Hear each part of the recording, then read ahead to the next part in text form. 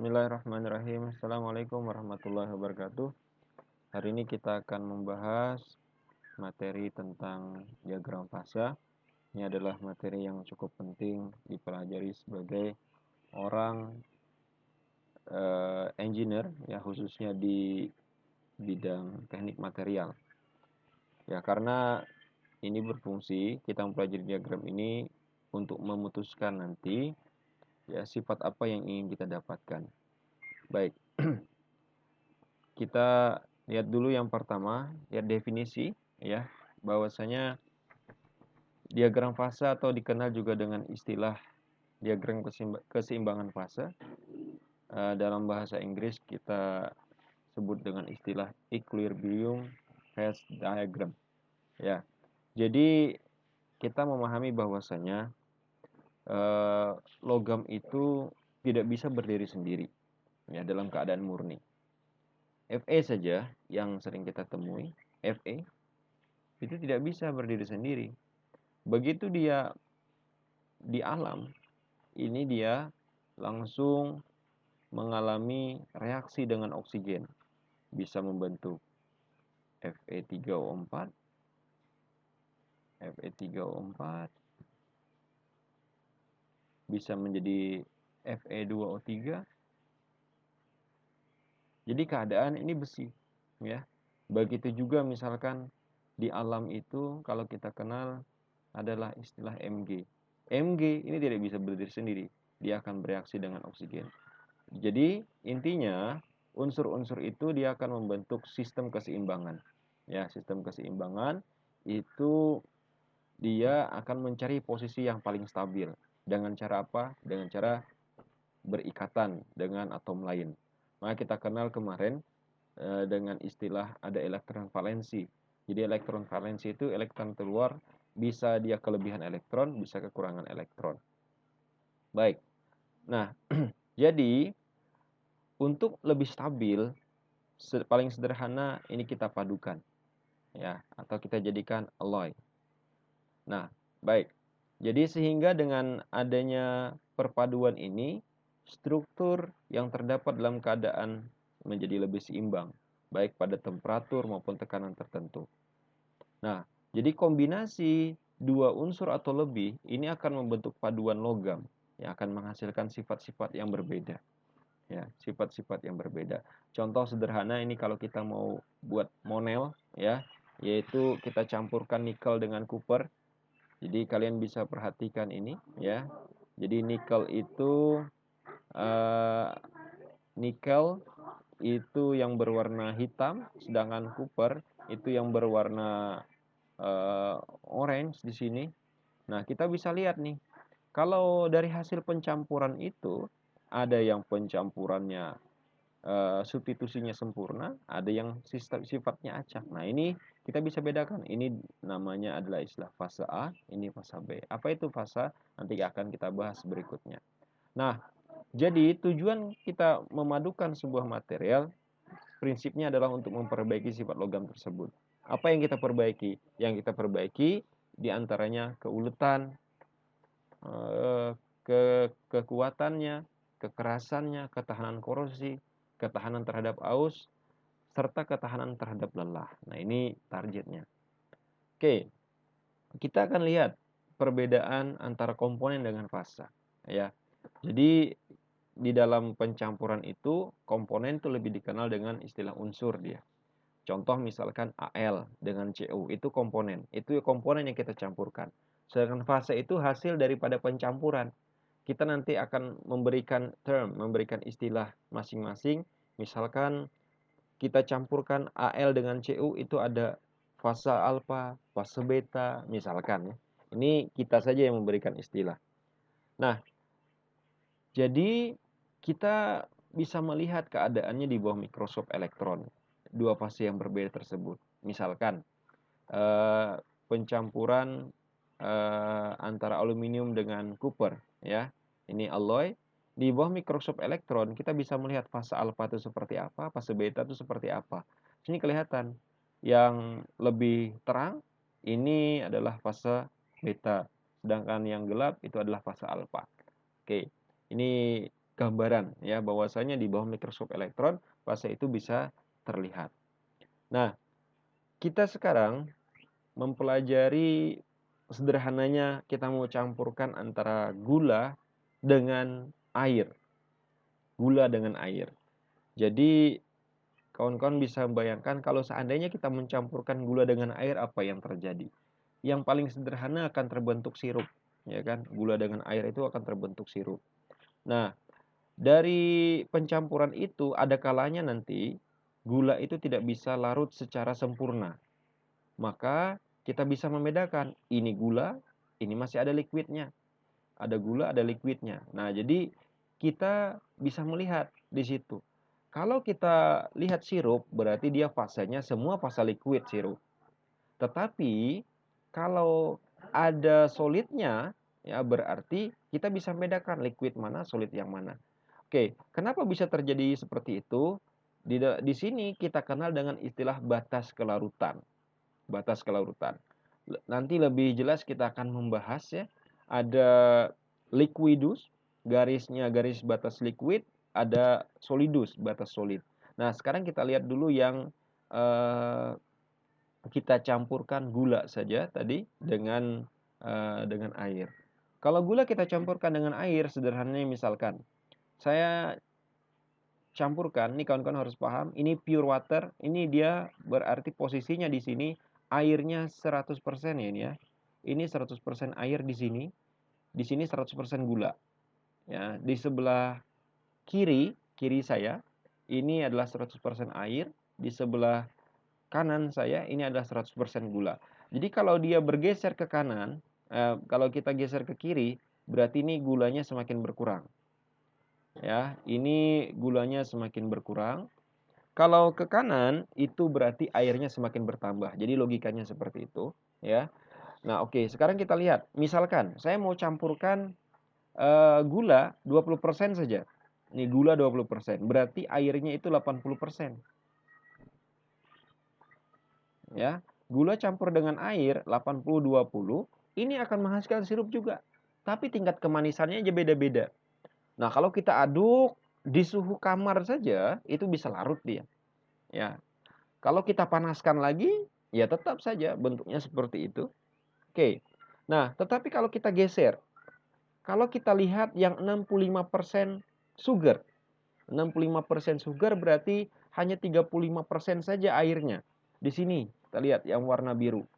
Maka kalau kita panaskan 20 derajat saja, maka di sini dia itu sudah transisi ya. Jadi dia berada di garis liquidus namanya, ya. Kalau kita geser, kalau seandainya kita panaskan ya sekitar suhunya 10 derajat saja, maka kita akan melihat ada dua fase yang terbentuk di situ. Ada fase liquid, ini fase liquid, ada fase solid. Ya, begitu halnya juga kalau misalkan kita campurkan 80% sugar, ya, gula 80% kita campurkan dengan air, maka kalau kita aduk pada suhu 60 derajat saja, kita beri energi aktivasi, diberi suhu 60 derajat, maka tidak bisa larut semua gulanya. Nah, maka di situ kita bisa membedakan. Ada dua fase di situ, ya, fase liquid, fase solid. Jadi tidak perlu menggunakan mikroskop elektron, kita bisa membedakan fase ini. Oke, nah jadi kawan-kawan tinggal bisa memperhatikannya. Oke ya. Nah, oke, sekarang kita lanjutkan. Nah, dari proses yang ini, ya, dari proses komposisi dengan temperatur, ini sudah terbentuk yang namanya diagram fase. Tapi bagaimana keadaan diagram fase itu terbentuk? Sekarang kita coba melihat. Misalkan, di sini saya contohkan, kita mau melihat efek daripada pemanasan terhadap Cu dan campurannya dengan nikel. Ya, di sini kita ambil beberapa kasus.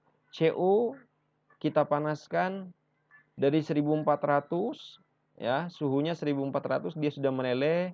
Ini pure yang murni Cu. Kita dinginkan maka nanti ada daerah transisi dia, ya, transisi dari cair menjadi padat. Ini ke bawah sudah jadi padat. Oke, begitu halnya juga ini, nikel. Nikelnya itu 20%, berarti Cu-nya masih 80%. Jadi bentuk grafiknya seperti ini, ya. Grafik pendinginannya, ya. Juga 50% seperti ini dan pure Ni seperti ini. Kita coba lihat ya, bahwasanya dia punya batas-batas tertentu. Suhu transisi, ya, suhu transisi eh, untuk si Cu murni, suhu transisinya itu di sekitar 1084 derajat Celcius. Ini di sini, ini 1084 derajat Celcius. Jadi kita bisa membayangkan kalau ada grafik datar di sini, ya. Jadi kalor kita berikan, ya, kalor kita berikan, temperatur kita berikan, tetapi tidak merubah bentuk grafiknya, ya. Maaf, atau kalor kita berikan, tetapi grafiknya ini tetap, ya, walaupun waktu itu terus berjalan, ini berarti prosesnya proses transisi. Jadi kalor yang mereka gunakan ini merubah bentuk, ya, merubah fase dari cair menjadi padat, ya, dari cair menjadi padat.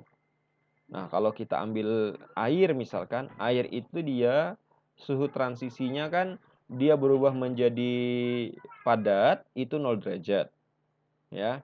Air menjadi padat itu 0 derajat.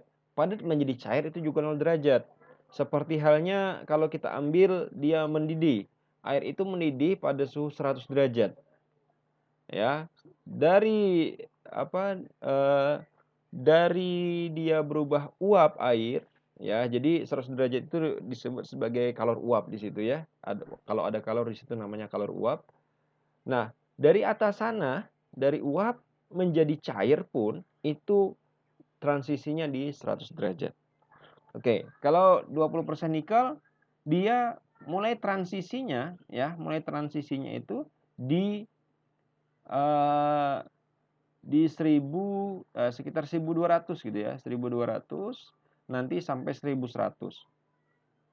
Jadi di sini bercampur nih, ya, antara padat di suhu L1, ya, 1200 ke 1100 ini bercampur, ya, antara padat dengan cair. Tapi setelah 1100 dia akan memadat semua. Oke, begitu juga yang 50%, 80%. Nah, dari grafik sini kita coba transisikan, ya, kita rubah dia. Ini temperatur, kita plotting temperatur, ini kita plotting komposisi, komponen, ya, komponen. Ini di sini kita taruh 100% Cu, sebelah sini 100% nikel. Sama dengan yang tadi kita ambil plotting dulu masing-masing. Ini nikel, itu dia suhu transisinya adalah di 1455. Ini 1455 derajat Celcius. Nah, ini plotting di sini. Ini plotting di sini. Oke. Nah, habis itu baru kita lihat temperaturnya. Dia liquidnya di mana, solidnya di mana. Ini liquidnya di sekitar 1200 ke bawah nih. Ya, tinggal dipastikan nanti berapa. Ini sampai 1100. Ini juga lihat liquidnya itu sekitar 1300. 1300, S2-nya itu di sekitar 1000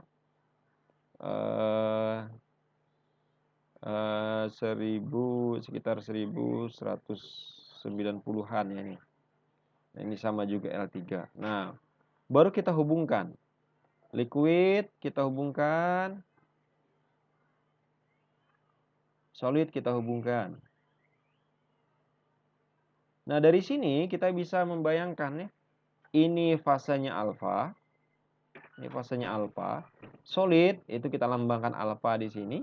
Habis itu ini liquid, mencair semua. Artinya apa? Kalau Cu itu 100% Cu, kita panaskan di atas suhu 1084 derajat, maka dia akan mencair semua. Nah, tetapi untuk yang menggunakan penambahan 20% nikel, itu dia di bawah 1120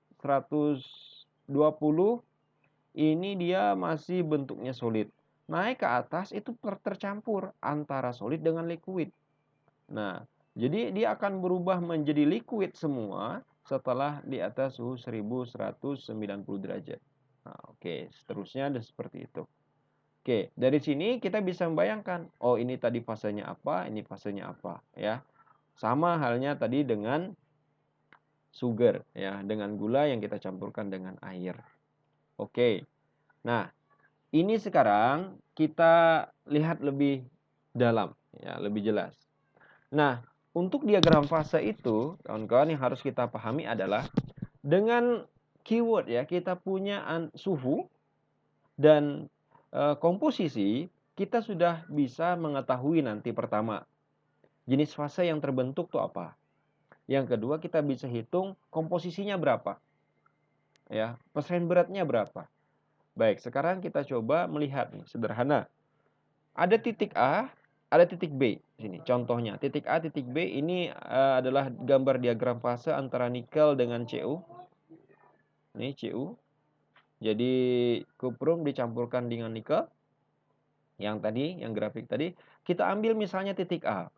Titik A itu kita panaskan di suhu 1100. Panaskan suhu 1100 dengan 60% nikel. Nikelnya 60%, berarti Cu-nya 40% ya. Nah, apa yang terjadi? Kalau titiknya di sini, maka kita bisa simpulkan semuanya akan membentuk alfa. Apa itu alfa? Alfa di sini berarti dia akan membentuk solid solution daripada CuNi. Ya, jadi pencampurannya, impurity-nya di sini.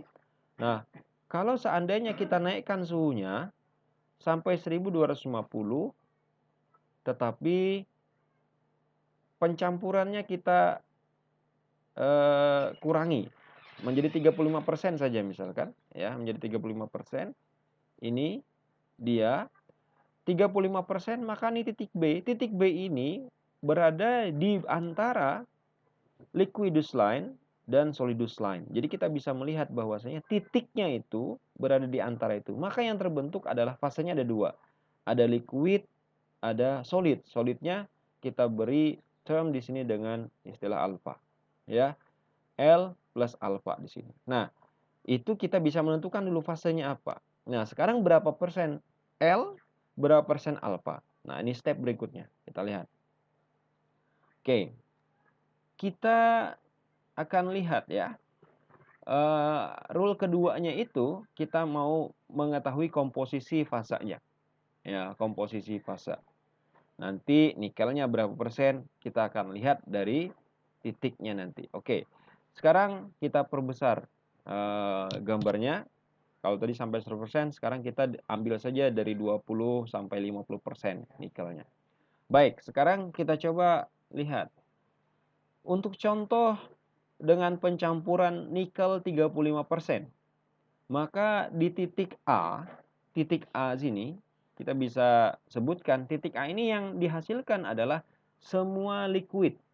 Hanya liquid saja dihasilkan, artinya 100% itu liquid. Ya.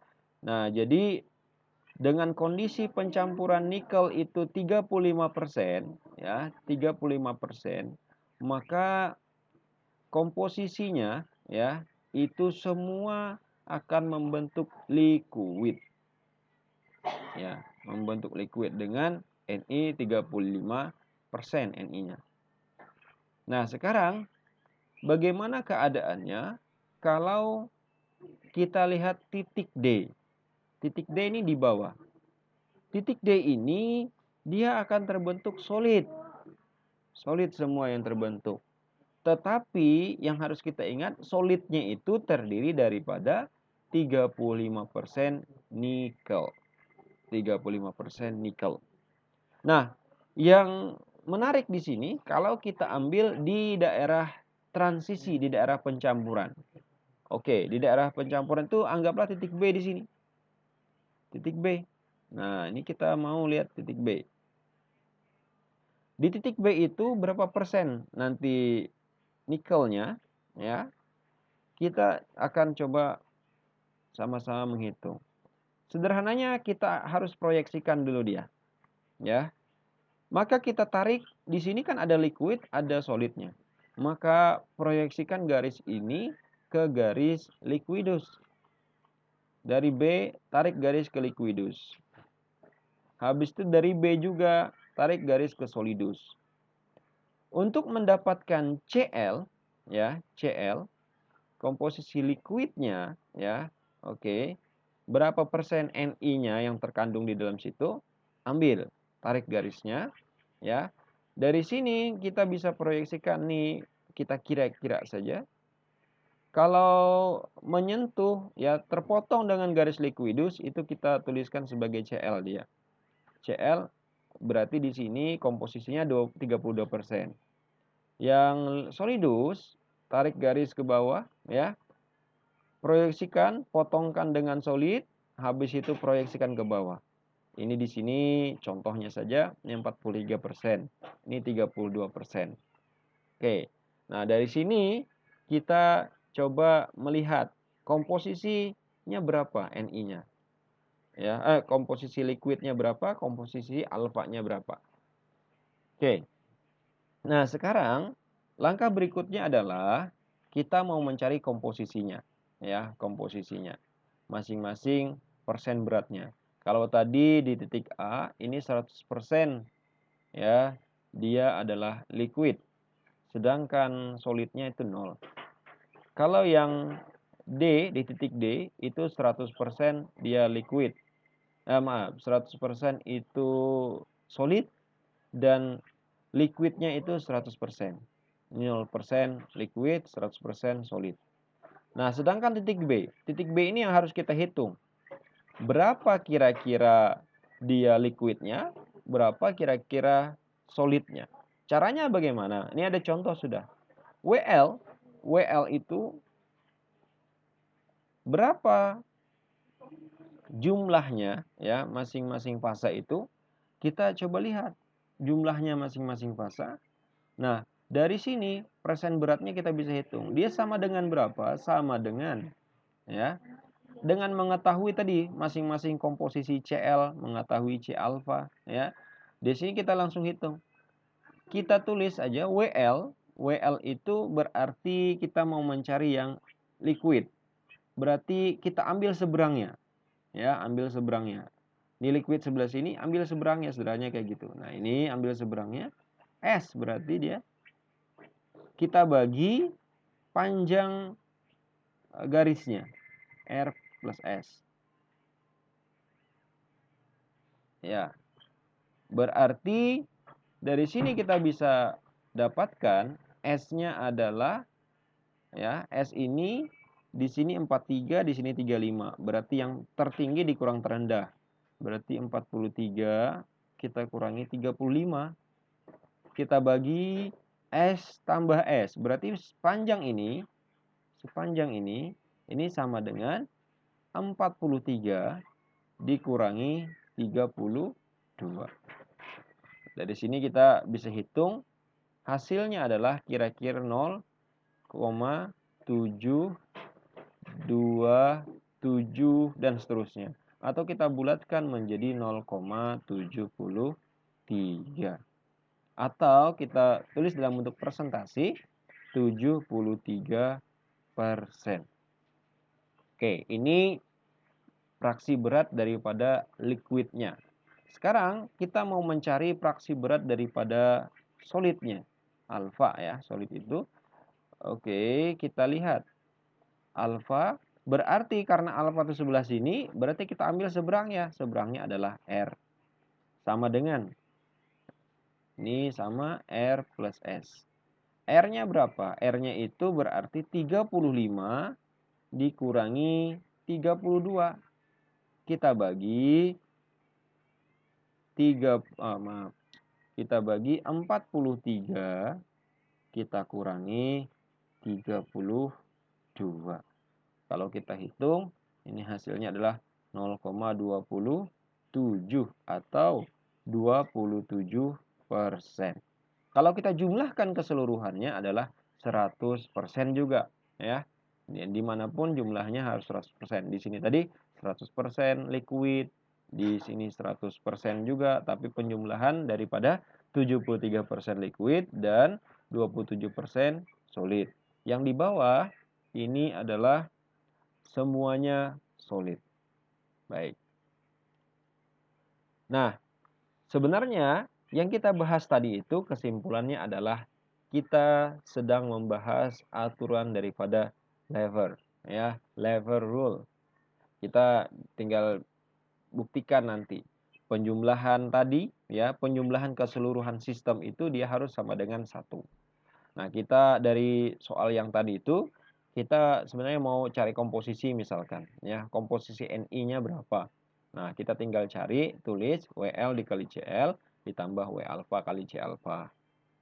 Nah, atau kalau kita udah tahu, ya, kalau mau cari WL, C alfa dikurang CU, ya, dibagi C alfa dikurang CL. Oke, nah ini sama saja dengan cara tadi. Ini pakai rumus, ya. Kalau tadi kita bisa langsung lihat di grafiknya. Oke, nah ini kita sekarang lihat bagaimana kalau kita meninjau sebuah kasus CUNI sama yang 35% kalau kita dinginkan, ya kan? Kalau kita dinginkan. Kita campur sudah tadi 35% nikel, kita campurkan dengan kuprum, ya, 65%, kita coba dinginkan. Nah, bagaimana keadaannya? Nah, kalau kita misalnya start dari suhu 1300, maka kita lihat, oh ini semua adalah liquid, ya kan? Turunkan lagi.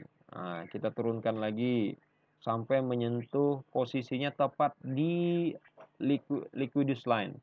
Maka di liquidus line itu mayoritas yang dihasilkan adalah liquid, tetapi sudah ada butir-butir daripada daripada solidnya, sudah ada. Nah, sudah ada inti-intinya sudah mulai tumbuh.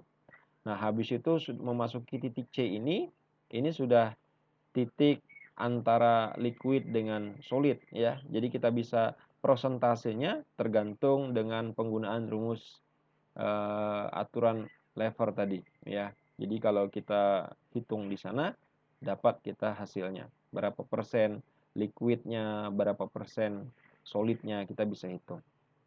Oke, begitu juga di titik D. Di titik D ini tepat di titik garis liquidus solidus line, maka yang mayoritas terbentuk pasti adalah solid yang warna biru.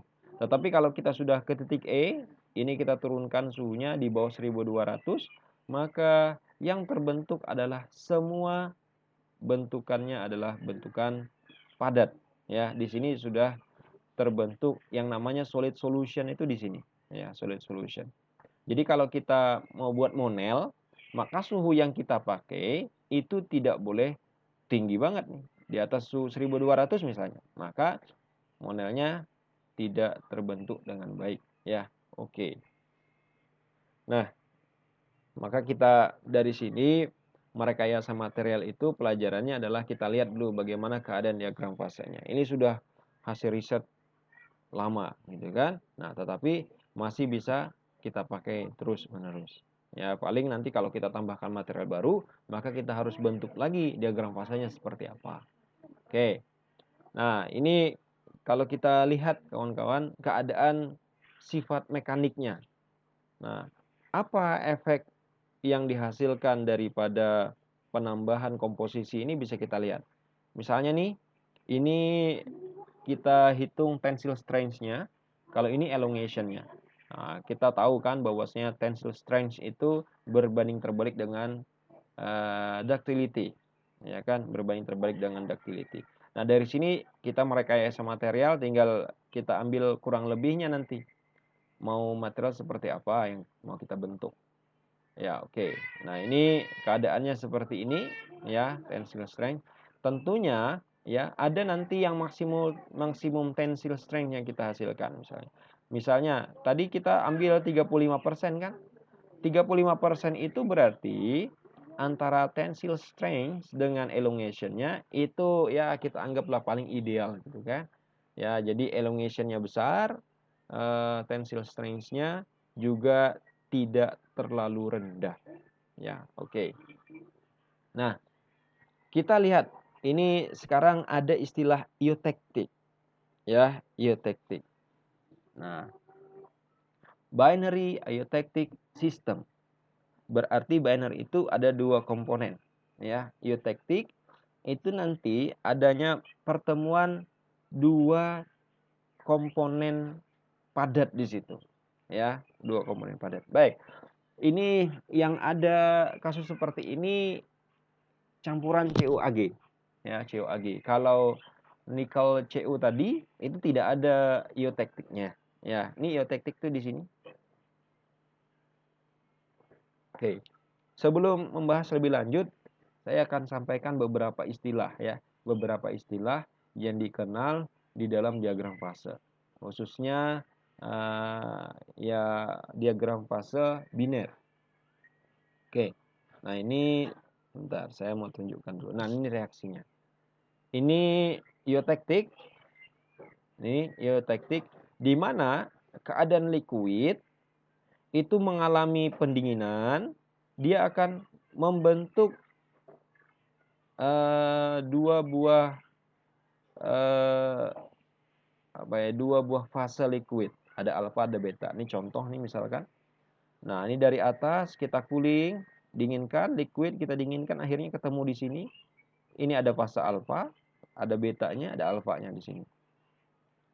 Kalau eutectoid, kalau eutectoid itu dari alfa itu dia didinginkan dari alfa itu membentuk fase beta, ada fase betanya, ada fase gamanya. Namanya eutectoid. Kalau peritektik alfa ya kita tambahkan dengan liquid, ini dicampur alfa dengan liquid itu didinginkan, dia akan membentuk beta. Ya, akan membentuk beta. Nah, kalau peritektoid itu alfa ditambah beta kita dinginkan, dia akan membentuk gamma. Nah, ada lagi istilah monotektik. Nah, oke. Nah, inilah yang akan kita coba dalami di sini. Nah, ini kita lihat dulu yang sederhana yang eutectic saja. Eutectic tadi kalau kita campurkan ini dari liquid, dia akan membentuk nanti ada fase alfa, ada fase beta. Ya, eutectic. Baiklah. Kita coba lihat ya. Ini kan suhu transisinya. Nah, ini contoh sederhana ya, CuAg system. Ini kita akan mengenal bertemu dengan tiga fase ya, tiga fase region. Ada alfa ya, ada alfa. Di sini alfa. Berarti alfa itu yang mayoritasnya adalah Cu. Ya, mayoritasnya Cu.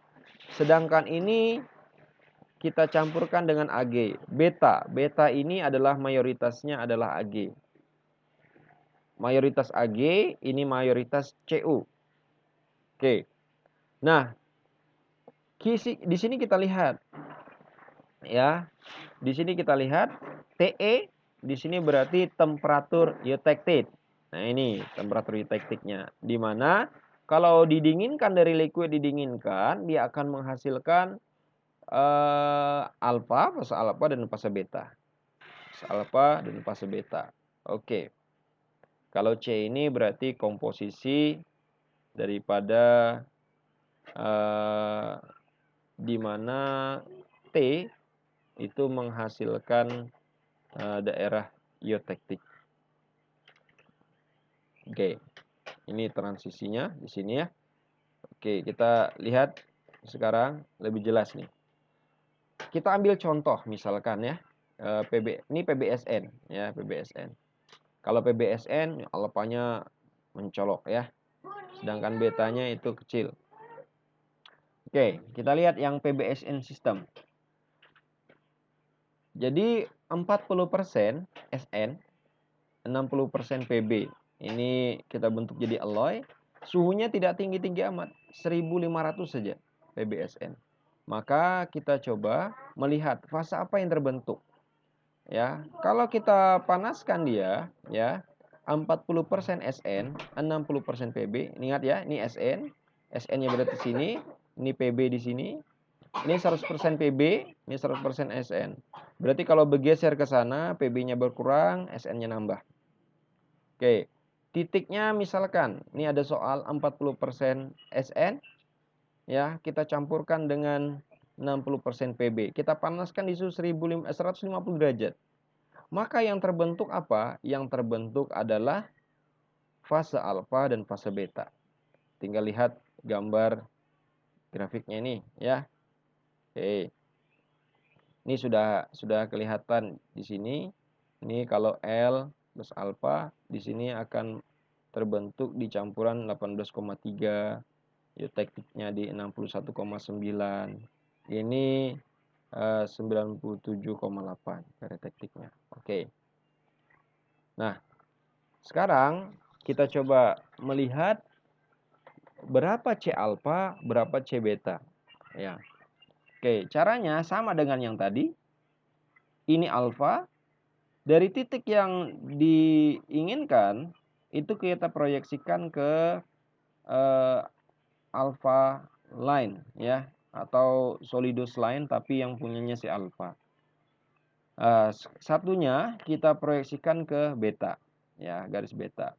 Berarti kita mau sepakat tadi bahwasanya alfa itu yang mayoritas adalah CU, ya, mayoritas adalah PB. Ini PB, ini SN. Oke, dari sini kita bisa perhatikan bahwasanya kalau kita mau mencari berapa persen alfa, ya, berapa persen betanya, sama dengan tadi W alfa berarti sama dengan kita ambil alfa itu berarti sebelah sini, berarti kita ambil yang S. S dibagi R tambah S. S-nya berapa? S-nya itu berarti 99, itu kan 99 hasil proyeksinya.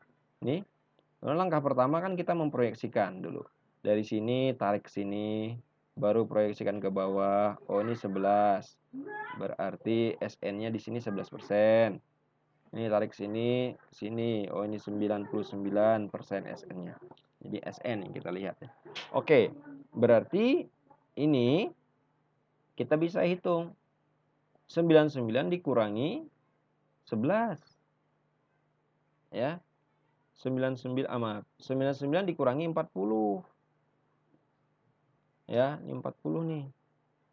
Dibagi 99 dikurangi 11. Hasilnya adalah 59/88 atau 0,67. Kita tulis 67%. W betanya sama dengan, jadi tergantung keadaannya. Ini beta kan sebelah sini, berarti yang kita cari seberangnya. Oh, ini berarti R dibagi R tambah S.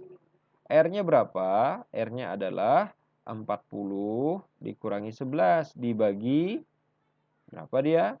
Dibagi 99 dikurangi 11 berarti 29/888 sama dengan 0,333, ya, atau kita tulis 33%. Jadi kalau kita jumlahkan adalah 100% atau sama dengan 1. Jadi berlaku aturan Lever. Oke. Nah, kalau kita lihat mikrostrukturnya. Nah, ini kasus PBSN, ya, mikrostruktur. Kita ambil misalnya di 2% saja, ya, kita campurkan 2% SN. Maka yang terbentuk adalah mayoritas adalah PB. Nih, ya, warna biru. Kalau kita panaskan lagi, ya, ini dia akan membentuk alfanya dan liquid, ya, alfa dan liquid. Nah, tapi di sini tidak ada terbentuk fase beta kalau pakai 2% saja. Ya, 2%. Jadi fase betanya nyungsep dia, hilang, ya. Oke. Nah, kalau kita tingkatkan dia menjadi 18 di bawah kurang daripada 18,3% SN-nya di sini, maka kalau kita panaskan di sekitar suhu 110 derajat, wah ini masih terbentuk dua fase solid, ada alfa, ada beta. Bisa kita lihat nih, beta itu yang warna merah-merah, alfa ini warna biru. Tapi mayoritas masih yang terbentuk adalah alfa, ada betanya dikit, ya. Kalau kita panaskan lagi, hilang sudah, betanya hilang, ya. Dia akan membentuk menjadi alfa saja, fasenya alfa. Naik lagi, wah di sini alfa dan liquid, ya. Betanya nggak ada, hilang betanya, ya. Kalau di sini semua akan menjadi liquid. Oke, jadi keadaannya seperti ini. Nah, kalau kita lihat, geser lagi misalkan, ya geser lagi. Nah, kalau kita geser lagi di titik eutektik misalnya, titik eutektik. Nah, di titik eutektik itu kita bisa lihat. Nah, ini, wah ini menarik sekali bentuknya, ya. Jadi alfa, beta, ya, di sini terbentuk. Ya, jadi dia terlihat bentuknya indah sekali. Habis itu lihat keseimbangannya dia di situ ya.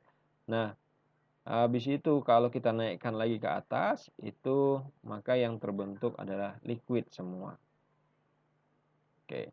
Nah, berapa persen alfa, berapa persen betanya kita bisa hitung ya, seperti halnya yang tadi. Oke. Nah, jadi kalau di sini kita tulis ini 18,3. Ini 18,3. Di sini 97,8 ya. 97,8. Nah, jadi kita bisa hitung nanti ini CE ya, kita bisa hitung berapa alfa, berapa betanya. Nah, yang tadi yang gambar grafik ini ya, gambar apa ya, ilustrasi ini itu kalau kita lihat di bawah mikroskop elektron keadaan eutektiknya PBSN itu kelihatan nih. Ya. Jadi campuran alfa dan betanya kelihatan. Oke. Nah, kalau seandainya kita main misalkan kita campur 40%. Ya, 40%. Nah, jadi bisa kita lihat seperti ini. Oke. Nah, ini kita sekarang coba lihat yang hipereutektik dan hipoeutektik ya. Nah, jadi kalau hipereutektik ini berarti titiknya itu berarti campuran komposisi di atas eutektik. Hiper. Kalau hipo itu di bawah eutektiknya. Nah, jadi bisa ilustrasinya bisa dilihat di sini. Oke. Ini untuk pertemuan hari ini. Nanti jika ada pertanyaan silahkan kirim lewat WA. Akan ada soal nanti di kolom deskripsi di YouTube. Ini saya akan upload ke YouTube. Nanti silahkan jawab soal-soalnya. Terima kasih. Assalamualaikum warahmatullahi wabarakatuh.